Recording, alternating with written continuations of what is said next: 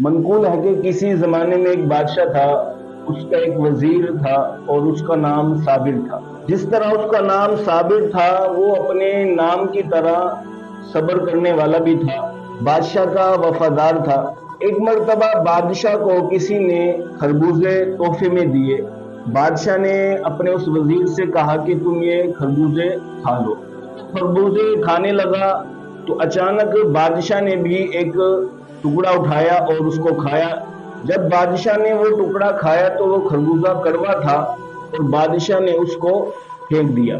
پھر بادشاہ نے اپنے اس وزیر سے پوچھا کہ یہ اتنے کڑوے خربوزے ہیں، تم نے یہ کیوں کھا لیے؟ تمہیں نہیں کھانے چاہیے تھے؟ تو وہ وزیر کہنے لگا، عالی جاں، بادشاہ سلامت، آپ کے مجھ پر بہت احسانات ہیں، آپ کے مجھ پر بہت کرم نوازیاں ہیں۔ اگر آج کڑوا خربوزہ میرے سامنے رکھا گیا ہے تو میں آپ کی ان احسانات اور ان کرم کی ناشکری کیسے کرتا؟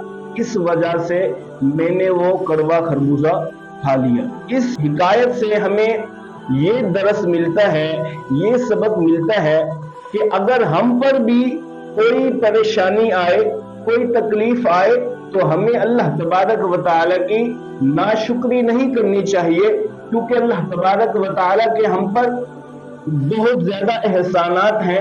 اگر ہم ان کو گننا چاہیں تو ہم نہیں گن سکتے۔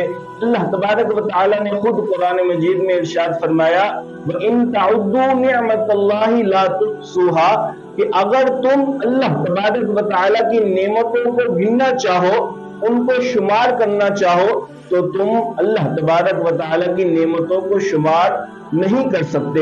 تو لہٰذا ہمیں بھی چاہیے کہ اگر ہمیں کوئی پریشانی ہو، کوئی تکلیف آ جائے، کوئی بیماری آ جائے تو ہمیں صبر کا دامن نہیں چھوڑنا چاہیے، اللہ تبارک و تعالیٰ کی ناشکری نہیں کرنی چاہیے۔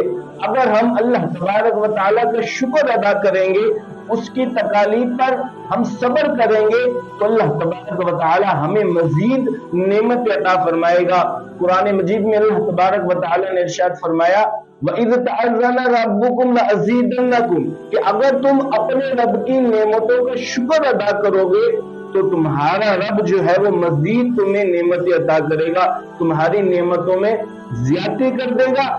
اور فرمایا کہ اگر تم ان کی نعمتوں کی ناشکری کرو گے تو پھر تمہارے رب کا جو عذاب ہے وہ بھی بہت زیادہ ہے۔ ہمیں چاہیے کہ ہم بھی اللہ تبارک و تعالیٰ کی نعمتوں کی قدر کریں۔ اگر کبھی کوئی پریشانی آ جائے تو اس کو خندہ پیشانی سے برداشت کرنا چاہیے۔